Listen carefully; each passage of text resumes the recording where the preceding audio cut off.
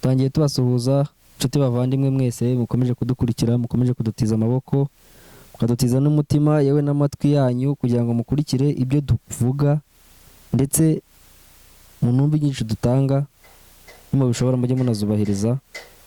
Impande zose z'igihugu turabasuhuje, amajyepfo, uburengerazuba, uburasirazuba, umujyi wa Kigali, diaspora, mwese turabasuhuje. Niba ari ubwa mbere ubonye iki kiganiro, manuka kandi kukazogera ugafungure kugira ngo ubutaha ikiganiro tuzashyiraho uzakibone uri uwa mbere. Uyu munsi tugiye kubabwira ikiganiro kijyanye n'ibyanditswe bitagatifu. Padiri yagiye kudufasha kudusobanurira uburyo cy'ijambo ari we umwe rukumbi akaba na jambo w'ibyanditse bitagatifu.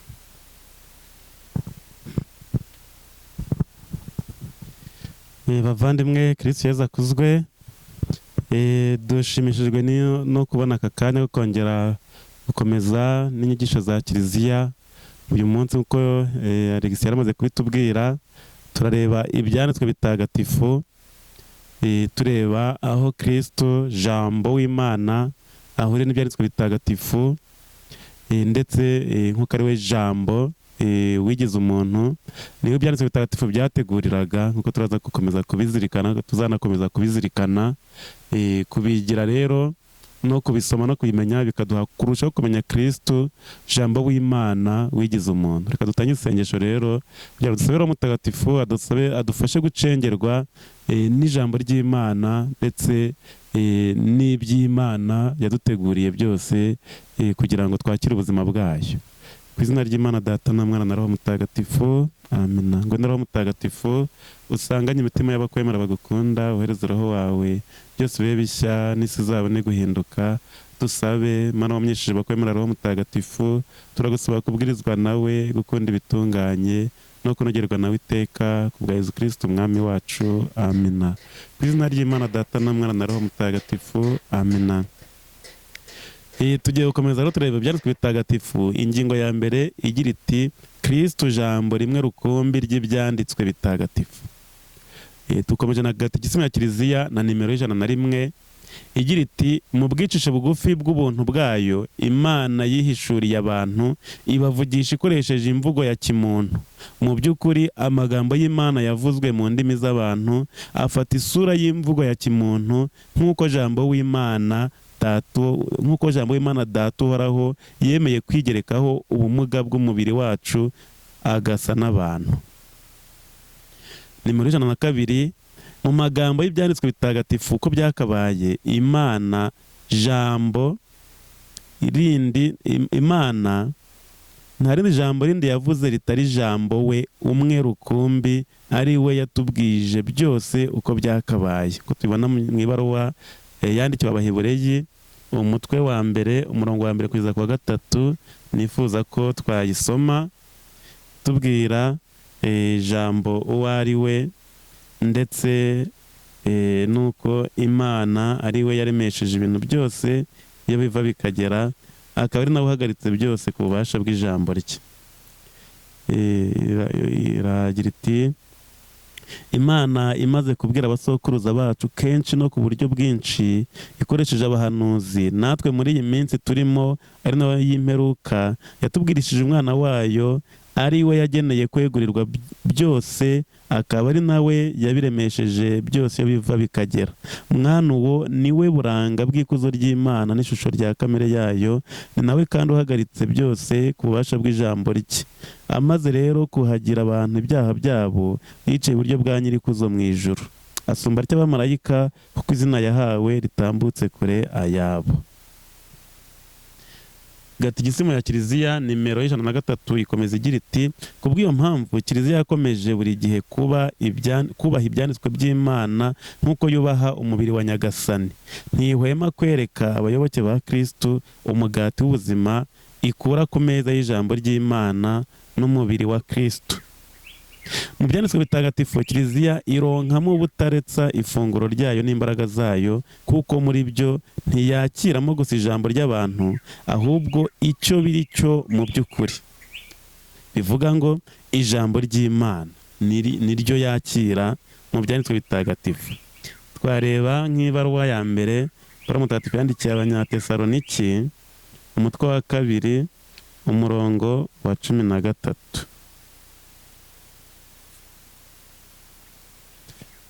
Yatubwira nyine ijambo ry'Imana uko riteye mu by'ukuri, icyo riri cyo mu by'ukuri. Yabwiraga Abanyatesaloniki ati ngicyo igituma tudahwema gushimira Imana kuko mwakiriye ijambo ryayo twabigishije nk'uko riri by'ukuri, koko ntimwaryakiriye nk'ijambo ry'abantu ahubwo nk'ijambo ry'Imana,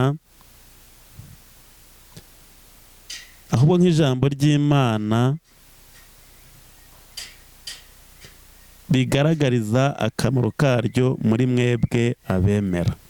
Iryo ni ijambo ry'Imana. Twavugaga ko nyine ijambo ry'Imana Kiliziya ryakira nk'ifunguro ikaryakira uko riri by'ukuri nk'ijambo ry'Imana, nk'uko Pawulo mutagatifu yavugaga ashimira Abanyatesaloniki, anashimira Imana ko bakiriye ijambo ry'Imana bigishijwe uko riri by'ukuri. Koko rero mu bitabo bitagatifu Data wo mu ijuru aza gusanganira abana be yuje urukundo rwa kibyeyi maze akaganira nabo. Iyo tuvuga ibyanditswe bitagatifu turavuga Bibiliya, ijambo ry'Imana, ijambo ry'Imana ryanditswe mu bitabo bigize Bibiliya iyo turi kuvugaho.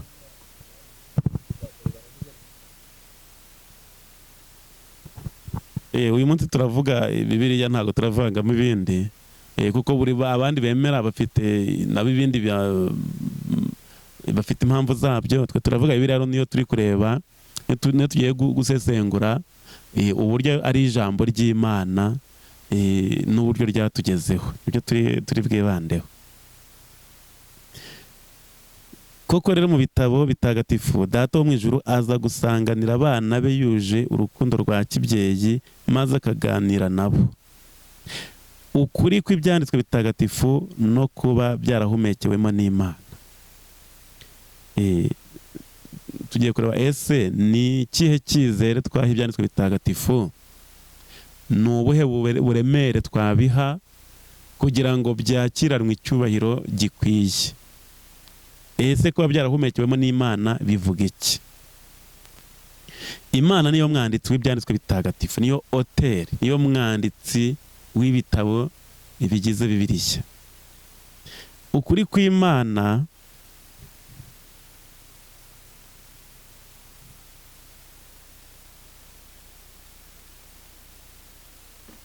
nyihanganire, ukuri kw'Imana kwaduhishuriwe uko tukubona kugaragazwa n'ibitabo bigize ibyanditswe bitagatifu, kwanditswe muri ibyo bitabo guhumetswe na Roho Mutagatifu. Ibyo Imana yatubwiye byanditswe mu bitabo bitagatifu dufite bihumekewemo na Roho Mutagatifu. Uko kuri kwahumetswe na Roho Mutagatifu mu bitabo bigize Bibiliya. Umubyeyi wacu Kiliziya ntagatifu ishingiye ku kwemera kwayo gukomoka ku ntumwa, yemera ko ibitabo byose by'isezerano rya kera n'iby'isezerano rishya ari bitagatifu kandi ko byemejwe nk'ijambo ry'Imana, ndetse ko na buri gace kabyo kubera ko byanditswe n'abari bamurikiwe na Roho Mutagatifu, Imana ikaba ariyo mwanditsi wabyo kandi bikaba byarashyikirijwe Kiliziya ubwayo uko byakabaye. Izindi ndimi iki gika ucyumvise. Kiliziya umubyeyi wacu Kiliziya ntagatifu ishingiye ku kwemera kwayo gukomoka ku ntumwa, yemera ko ibitabo byose by'isezerano rya kera n'iby'irishya byose ari bitagatifu. Niyo wafata umurongo umwe ukawusoma ari ijambo ry'Imana ritagatifu, kandi ko byahumetswe n'Imana ku bubasha bwa Roho Mutagatifu, bikaba ari ijambo ry'Imana. Roho Mutagatifu akaba ari we mwanditsi w'ibitabo bitagatifu, kuko ari we wakoresheje ababyanditse. Imana niyo yahumekeye mu bantu banditse ibitabo bitagatifu kugira ngo bandike ibyo bitabo bitagatifu. Imana yahisemo abantu, irabifashisha, ikoresha ubushobozi n'ububasha n'uburyo bari bafite, uburyo bwari bubabangukiye bubashobokeye, kugira ngo yo ubwayo mu gukorera muri bo no kubakoresha bashyire mu nyandiko ibyo yashakaga byonyine, kandi babikore nk'abanditsi nyabo b'ibitabo. Bango bo banditse ibyo Imana yashakaga ko bandika, ko bagiye bazatangariza abantu, babyandika bakurikije amategeko y'imyandikire y'ibitabo. Iyo ufashe igitabo cyo muri Bibiliya ukagisoma, usanga gikurikije amategeko y'uburyo bandika ibitabo.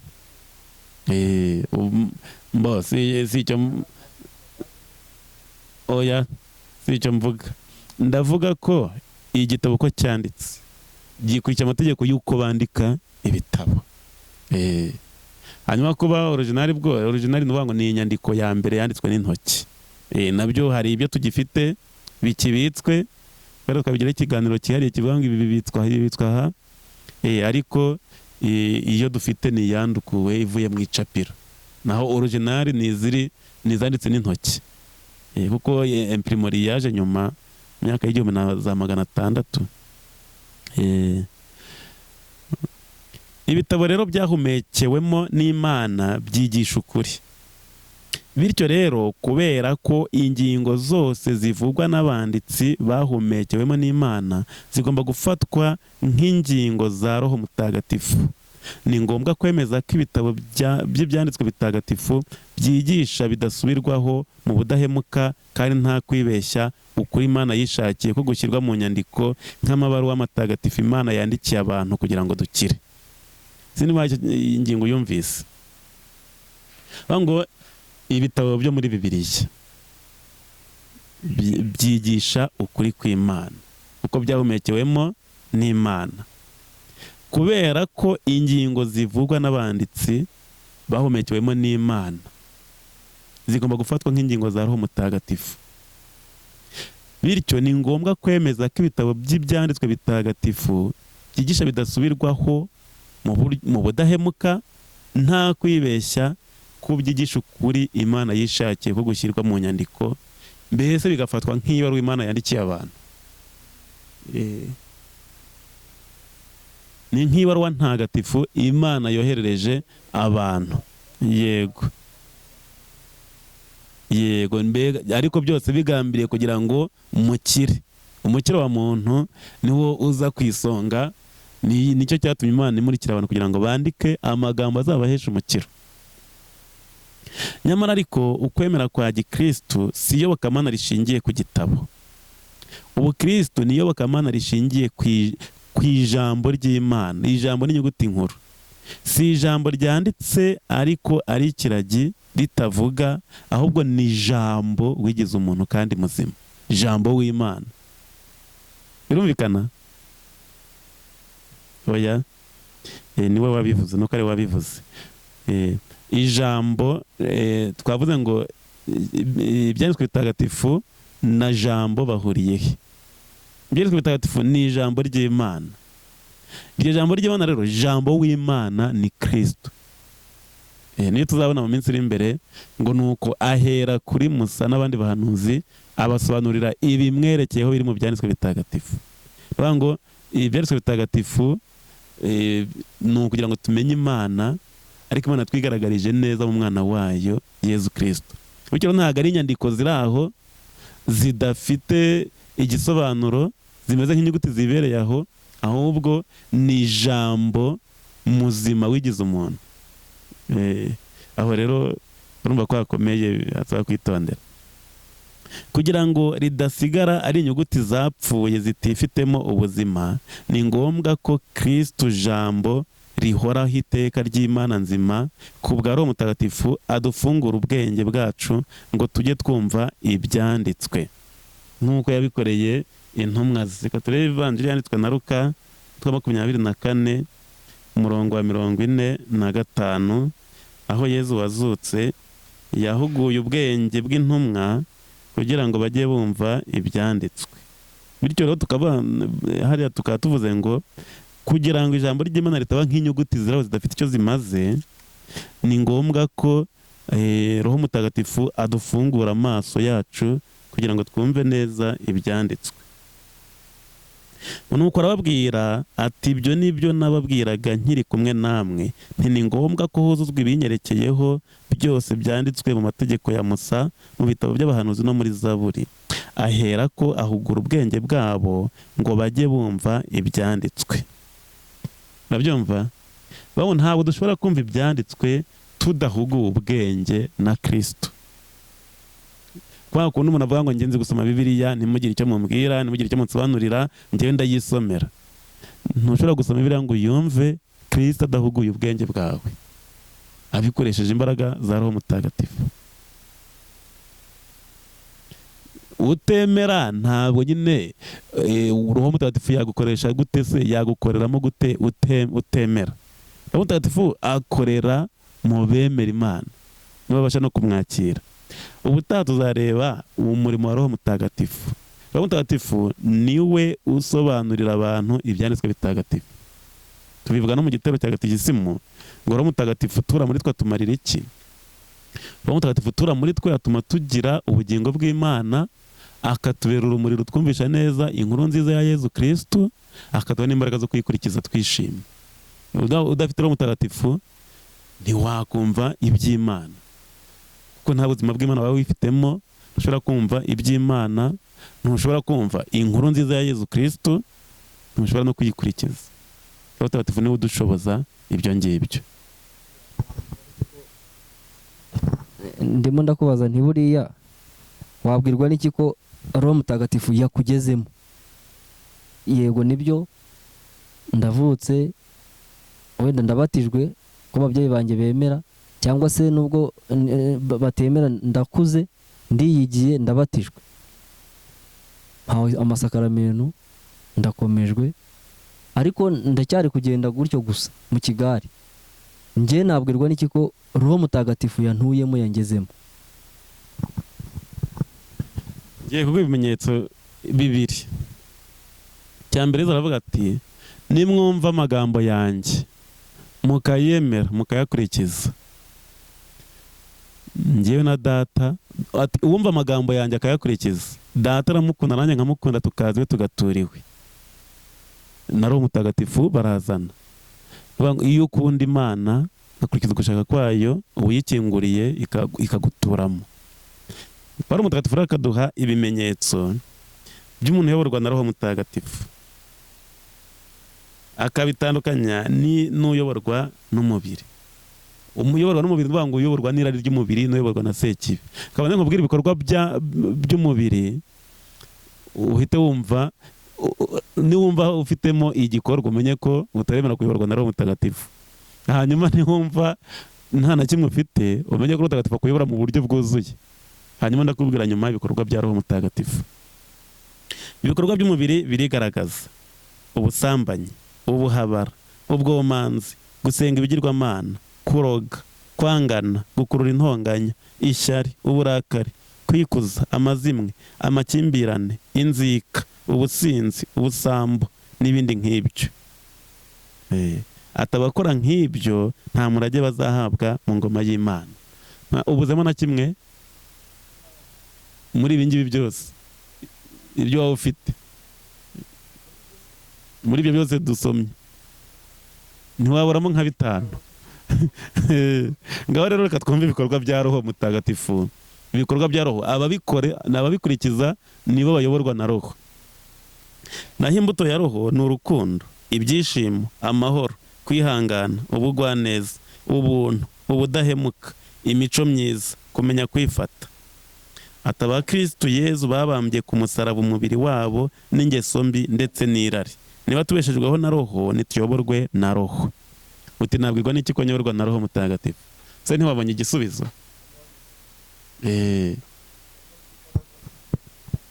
Yego, Yezu n'ahandi aratubwira ati muzabamenyera ku mbuto bera. Igiti cyiza cyera imbuto nziza, igiti kibi kikera imbuto mbi. Ibikorwa bya Roho Mutagatifu ni ibikorwa byiza, ibikorwa byiza bikomoka ku Mana. Umuntu yahawe kumenya icyiza n'ikibi, umutima nama urabimenya. Buryo wakoze icyiza urabimenya, ukishima, ukumva ufite ibyishimo, ukumva ufite amahoro mu mutima. Wakora ikibi umutima udiha, ugucira urubanza, ukumva ko wakoze nabi. bityo rero uwakoze neza arabimenya, aba ari roho mutagatifu wamukoresheje, n'uwakoze nabi arabimenya, aba ari roho mbi wamukoresheje. none se muri iki gihe turimo, sinzi niba ari iterambere ko bavuga ngo nibyo bigezweho, ugasanga ngenda umukristu ndasenga yewe n'umutima wanjye mpamanya nawo ko nemera. Ni urugero ndi gutanga, ariko ugasanga nyuma yo ku cyumweru ndi umusambanyi, ndi umusinzi, ndi umunyeshyari, n'utundi dufote twa hato na hato, intonganya za hato na hato. Ubwo nabihuza nte kugira ngo ibyo bintu mbireke nitwe wimana? Kuko abenshi bavuga ngo niba abenshi ubu ngubu bavuga ngo ntibigezweho, ubusambanyi babigize icyaha gisanzwe, ubusinzi babigize ibintu bisanzwe. Mbese wabwira icyo umukristo wa nyawe akwiye kwitwara ati? Tuzayibona mu kiganiro kizakurikiraho, aho ijambo ry'Imana mu kurisoma no kuricengera rigomba kutugeza, rigahindura imibereho. Iki gice cy'ijambo ry'Imana turiho tuzaba tubonye byimbitse ni gute ijambo ry'Imana rigomba kuduhindura. Ariko ngerageje guhita ngusubiza, kuba umuntu aza mu misa ku cyumweru akaba yumva ijambo ry'Imana, akaba hari amasakaramentu ahabwa, ibyo byose bimuhamagarira guhinduka kugeza ubwo asa na Kristo. Birashoboka ko umuntu yaba yarahindutse ariko akagira intege nke, akagwa yacitswe. Ibyo ngibyo Yezu n'ubundi aba adutega amaboko n'impuhwe ze, mu mpuhwe ze akadukiza. Nicyo n'amasakaramentu akiza ibyaha abereyeho nka penetensiya. Ariko umuntu uza mu misa umunsi ku munsi yumva ijambo ry'Imana, ntafate umugambi wo guhinduka, ibyo ngibyo ni ukunangira umutima. Nibyo bita kunangira umutima. Kunangira umutima imbere ya Roho Mutagatifu uduhindura, imbere ya Yezu Kristo uvuga ati ndakomanga, wumva akankingurira, nzaziwe ninjiriwe muturemo. Buryo ngo ntabwo aba yagatuwemo na Yezu, ntabwo aba yagatuwemo na Roho Mutagatifu. Kubera ko utuwemo na Roho Mutagatifu arwanya ibyo bibi akabitsinda. Ikindi cyagaragaza ko umuntu atuwemo na Roho Mutagatifu ni uko igihe wabiguyemo bikubabaza, ugafata icyemezo uti sinzabisubira, ukabyicuza, ugafata icyemezo cyo kutazabisubira. Bityo rero aba twumva kugira ngo wenda batajya mu rujijo cyangwa bakagira ubwoba bati turahejeje, kuba wagwa mu cyaha birashoboka, bigutunguye cyangwa se wabyiteguye ariko utarumva neza ibyo urimo ibyo ari byo. Ariko niba uvuga ngo wamenye inkuru nziza, uri umukristo, ukaba ugishimishwa no gukora icyaha, hari aho utari wagera, ari ntabwo utari watera, ntabwo uremera neza ngo winjire mu mushyikirano n'Imana yawe. Uhamagariwe gutera intambwe yo kuva mu ngeso mbi, yo kuva mu byaha ugahinduka. Nibyo twasorejeho ngo abakristo Yezu babambye ku musaraba umubiri wabo n'ingeso mbi n'irari. Abo ni abakristo Yezu. Naho ngo abakurikira abandi ntabwo aba yakabaye uwa Kristo Yezu. Aba yitwashobora kwitwa umukristo ati narabatijwe, ariko ataraba umukristo, ataraba uwa Kristo wa nyawe. Muri make rero uwumvise ijambo ry'Imana agomba gufata icyemezo cyo guhinduka. Hanyuma n'uwongeye kugwa, gufata ibyemezo byo guhinduka ni buri munsi, buri kanya uko uguye ugomba kweguka. Kweguka rero bisaba kuba wemeye guhinduka. Reka tugushimire ku nyigisho watanze uyu munsi, dushishikariza n'abantu babonye ikiganiro bwa mbere cyangwa se bakaba bahora batureba ariko batarakora subscribe. Nyamuneka manuka ukore subscribe hasi, kandi ukazogera ubikunde, hanyuma wereke nawe usharinge n'abandi kugira ngo twese tujyanemo mu mujyo wo gukiranuka. Reka padiri dusoreze n'isengesho naho ubutaha. Birakoze cyane, nawe ndagushimiye kandi nshimiye n'abadukurikira, bakomeze kuryoherwa n'iby'Imana yaduhishuriye, ibyo byose ikabikora igambiriye kutugeza ku mukiro w'iteka. Twishimira komeza kuyiragiza kugira ngo izakomeze kuduha imbaraga zo kuyimenya kurushaho no kuyikunda.